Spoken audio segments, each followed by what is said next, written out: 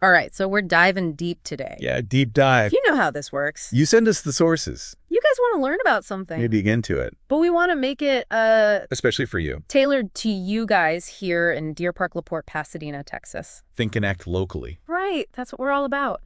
How do we make our lives better right here at home? How do we make our community better? How do we improve things? Just starting right where we are. And I think a lot of people, they're busy. They want that information quickly, but they also want it to be thorough, right? Yeah, they don't want to just get the surface level stuff. They want to know the interesting things, the really in-depth stuff, but they don't have time to read, a whole book on the subject. Exactly.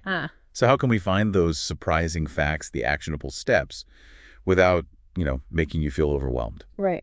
And I think today's deep dive is a great example of that. Yeah. We're going to be talking about resilience, community building, things that I know are really relevant to a lot of you guys. Yeah, and our source for this is really unique. It's a recording of Joel Salatin. Oh, wow. Yeah, so this is from a talk he gave at the very first Exit and Build Land Summit back in November 2021. And for folks who don't know who Joel Salatin is, he's pretty well known in the world of regenerative agriculture. Absolutely. He's kind of a legend in that world. Yeah, and he's really interesting because he doesn't just talk about, farming techniques. He talks about building community. He talks about resilient local economies. He owns Polyface Farm in Virginia, right, which a lot of people consider an intentional community. And he's got these really innovative approaches to land management and business.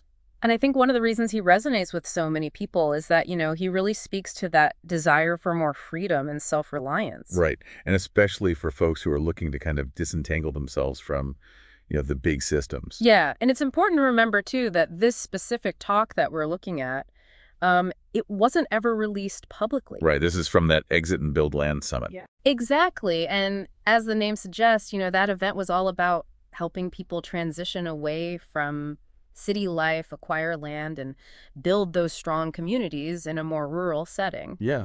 But here's the thing.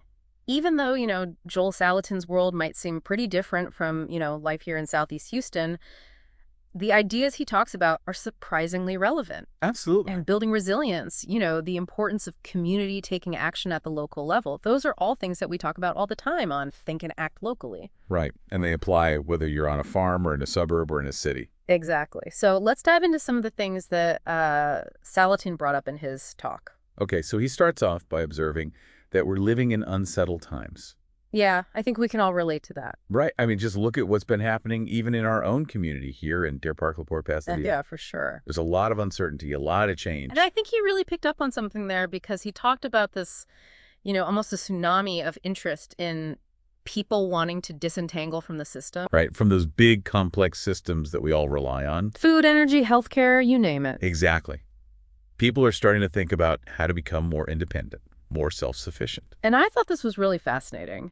He mentioned that there's been a huge shift from focusing on efficiency to focusing on resilience. Yeah. And he even said that someone tracked how often those words were used in the British House of Parliament. Can you believe it? The use of efficiency has gone way down while the use of resilience has doubled. Wow. Yeah. So that tells you something about how our thinking is changing, right? It really does. Like, it's not just about doing things as quickly or cheaply as possible anymore. It's about being able to weather the storm. Right. Having that stability, being prepared for whatever comes your way. Exactly. And, we live on the Gulf Coast. We're no strangers to storms. Right. And I think about our local economy, too. So much of it is tied to the energy sector. Which can be volatile. Oh, for sure. So if we're really starting to prioritize resilience over just efficiency, how does that practically change how we think about our infrastructure and our resource planning?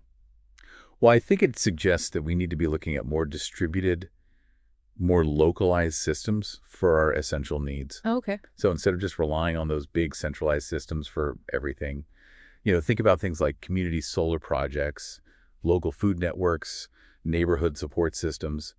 It's about building in redundancies and backup plans at the local level. I like that. Building in those redundancies. That's smart. Yeah, so that if one system goes down, you've got something else to fall back on.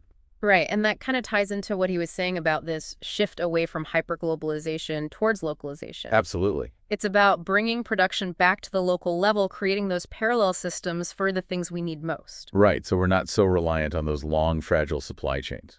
Exactly. And, when he talked about the options we have for building this more resilient world, he kind of boiled it down to two main paths. You can try to become this super self-sufficient individual, or you can focus on building strong community ties. Interesting. And what's really interesting is that he pointed out that even though those two approaches seem like opposites, they actually share a key characteristic. With that. Neither one of them can be done quickly. Right. If you're trying to become truly self-sufficient, you've got to learn a huge range of skills, you know? You got to be able to do everything yourself. Exactly. And that takes a lot of time and dedication. And on the other hand, building a strong community, that takes time too. Oh, yeah. To cultivate trust and relationships. Right. It's not something that happens overnight. Exactly. And he observed something really interesting. He said that especially among the women he spoke to, there was a strong preference for building community. Over trying to go it alone. Exactly. That makes sense. Oh. I think there's a recognition that we're stronger together. Yeah, and it's not about isolating ourselves, right? It's about creating these pockets of stability, these havens of mutual support within our communities. So that when things feel uncertain outside of our local area, we know that we've got each other's backs. Right, and that's a really powerful thing. Oh, absolutely. And that's what Think and Act Locally is all about. It's about building something positive and resilient right here in Deer Park, LaPorte, and Pasadena. Yeah. So he then poses this really intriguing question about how those of us who are seeking this different way of life, how can we not just survive these challenging times, but actually thrive? Right. How can we create that flourishing remnant, as he calls it? And that's a question that I think is really important for us to consider here in our community. Absolutely. So how do we create that thriving remnant right here in Southeast Houston? Well, one thing he pointed out was this huge increase in the price of smaller pieces of land. Oh, yeah. As more and more people are looking for these smaller homesteads, almost like little agrarian bunkers. Like those little safe havens. Right, It's yeah. interesting to see that people are literally putting their money where their mouth is on this idea of self-sufficiency. Yeah, they're looking for that tangible security. Exactly. And then he gives this really blunt definition of what he calls wheels falling off. Okay, I'm curious. He says it's losing access to power, fuel, and grain.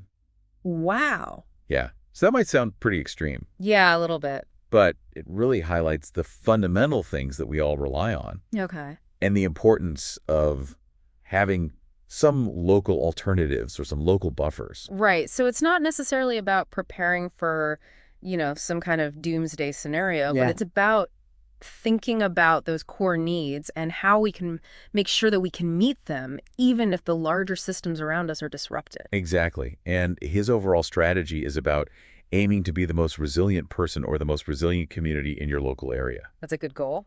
Right. So by being the last one standing, so to speak, you're in a position to innovate and help find solutions. That makes sense. And think about it. Yeah. If we have strong local initiatives here in Southeast Houston, Right. those could become really vital if those larger systems ever face difficulties. Yeah. So he then gets into some practical things to consider for building this resilience. Okay, this is where the rubber meets the road, right? Exactly. He calls it building an agrarian bulwark. Oh, okay. But I think we can adapt these ideas to building a strong local community here, even if we're not all farmers. Right, make it relevant to our life. Exactly. I like that. So the first thing he emphasizes is location and the resources you already have. Okay. So he says, look at what you're already connected to. Family, the skills and knowledge that exist in your local network, friends, your broader community ties. So it's not necessarily about going out and finding something brand new. It's about tapping into what's already there. Exactly. That's great. And he also points out the importance of infrastructure. Okay. So having access to things like local hardware stores, local suppliers. Oh, that's crucial. Yeah, think beyond just the land itself and think about all the supporting elements that you're going to need. Right, all those practical things. Exactly. And that makes a lot of sense for us here in Deer Park, LaPorte, Pasadena. We might not all have big properties or farms, Right.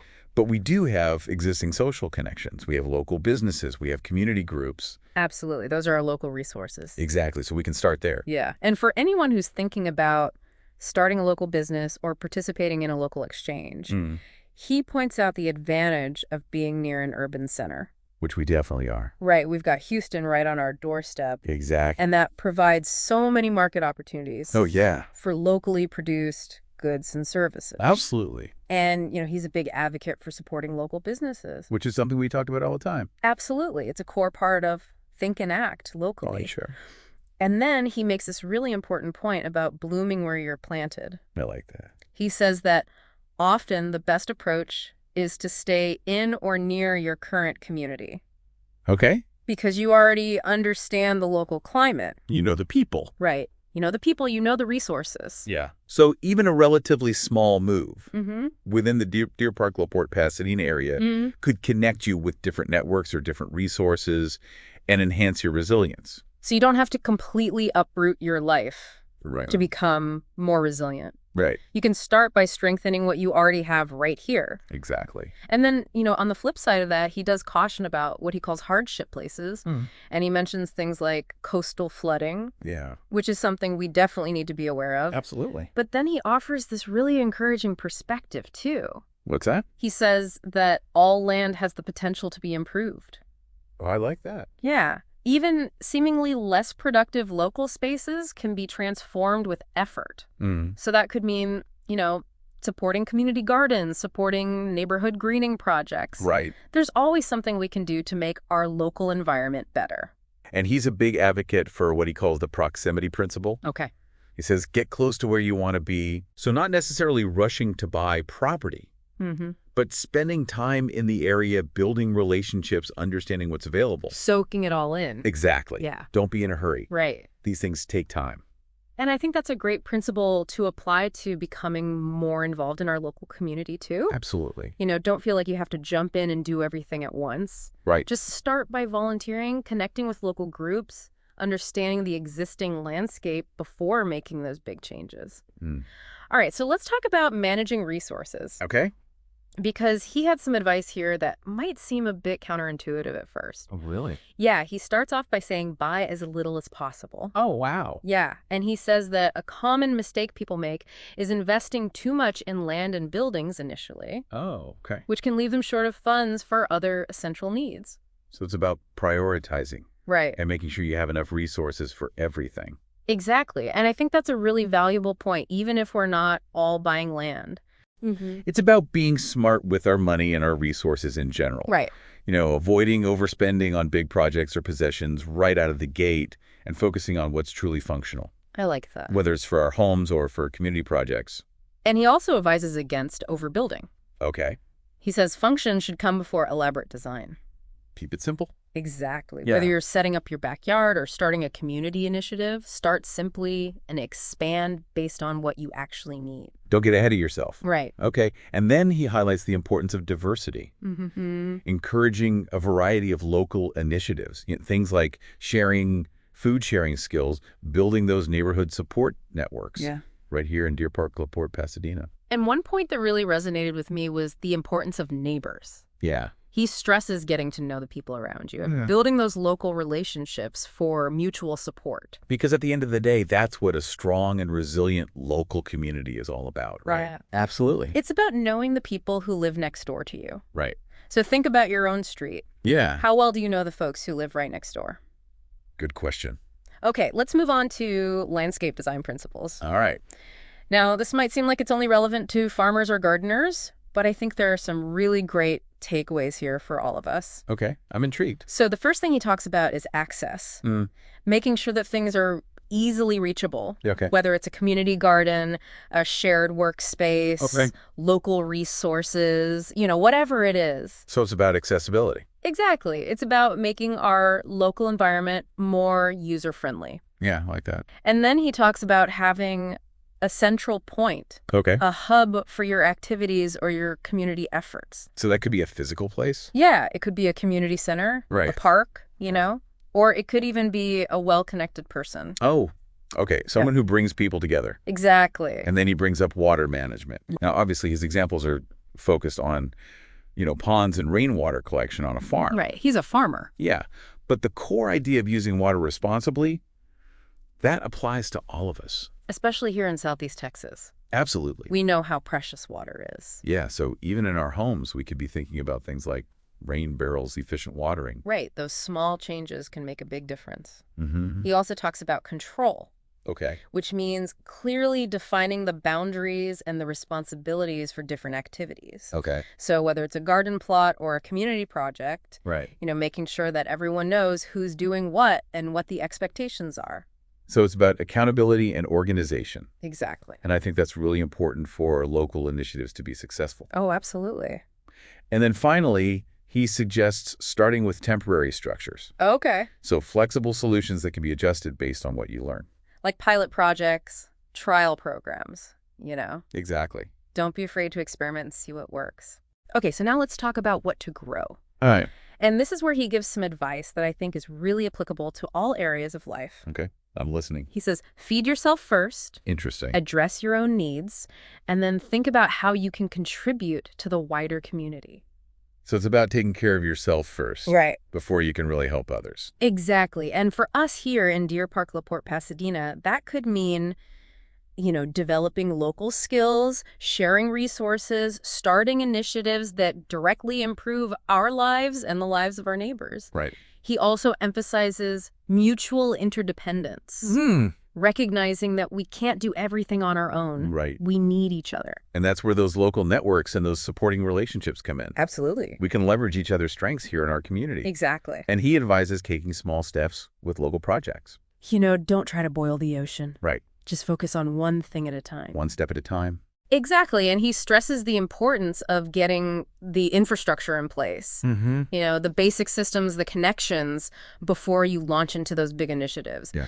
So thinking about our local environment here in Deer Park, LaPorte, Pasadena, he encourages us to create diverse and resilient local spaces. Okay. So integrating green areas with our built environment, Yeah. thinking about local water features, even small ones, Right. preserving natural spaces. And he also points out the value of understanding and using microclimates. Oh, yeah. So the small variations in climate that exist within our local area. Right. Using those to our advantage. Like finding the sunny spots for those community gardens That's or right. the sheltered areas for those outdoor gatherings. And he encourages us to really observe and learn from our local environment. To understand its natural patterns. Right. To work with them rather than trying to force something that doesn't fit. When it comes to infrastructure, he's all about practicality over fancy design. Keep it functional.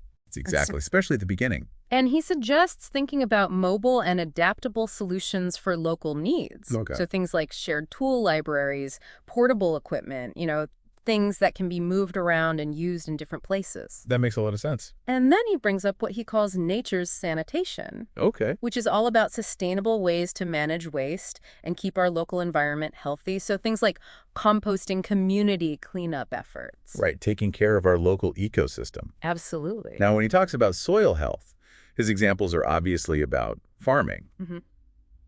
But the basic principle of the carbon cycle is relevant to our local green spaces, too. Okay. So he suggests using local materials, like wood chips, for composting and improving the soil in our home gardens or our community projects. All right, so let's wrap up with some of his broader points, because I think these are some really key takeaways for us here in Deer Park, LaPorte, Pasadena. I'm all ears. So he suggests starting with initiatives that have broad local appeal, things that are easy to get going. So low barriers to entry. Exactly. Yeah. And he encourages learning by doing and sharing that knowledge within our communities. Right, so it's about experimentation, collaboration. Absolutely.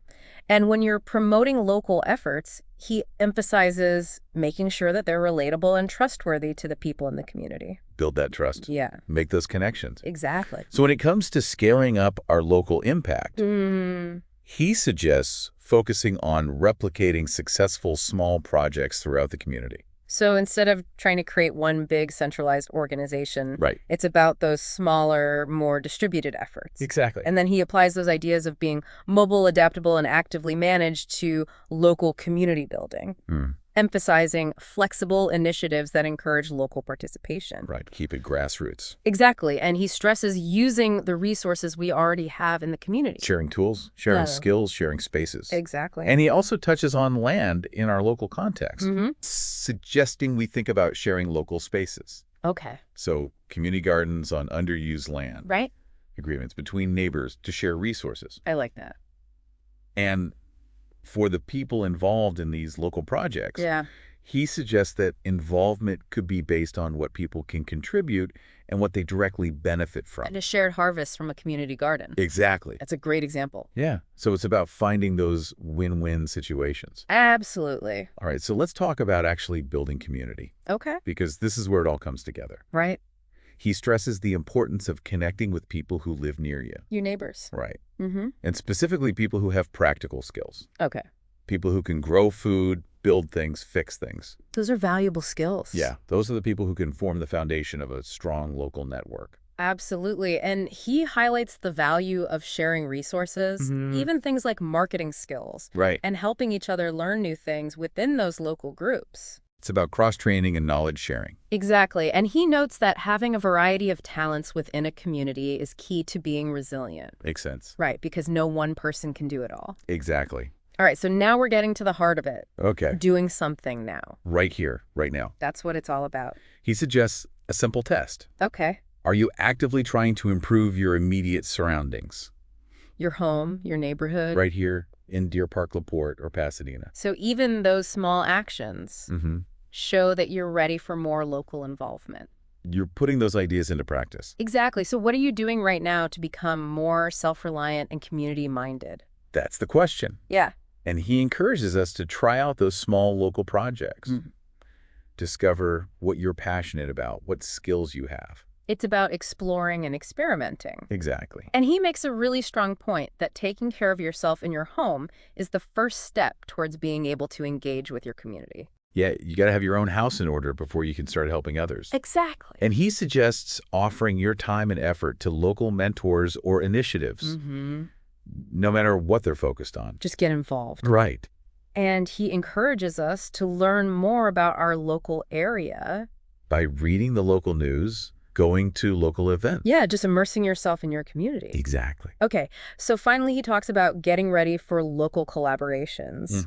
And he emphasizes the need to agree on goals. Okay. Within households and local groups that are starting projects. So get everyone on the same page. Yeah, have that shared vision.